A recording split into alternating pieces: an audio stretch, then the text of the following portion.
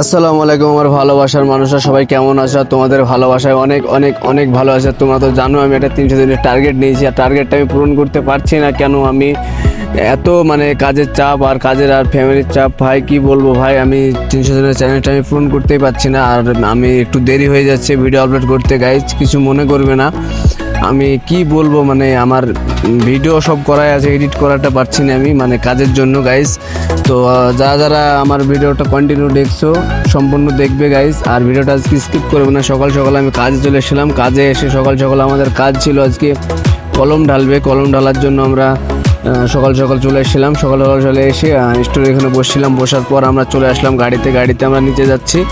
তো নিচে নিচে আমরা ফাইনালি পুষিয়ে গেছি। নিচে পুষিয়ে অমনি দেখছি পাইপলাইন মারা হয়ে গেছে, আর আমাদের এই যে ওয়াল ঢালছে। আমরা যেখানে 4-5 জন আছি, অনেকজন আছি। তো আমাদের এখানে কি বলবো, 4-5 জন 6 জন আমাদের সবই আমাদের লোক, ঠিক আছে।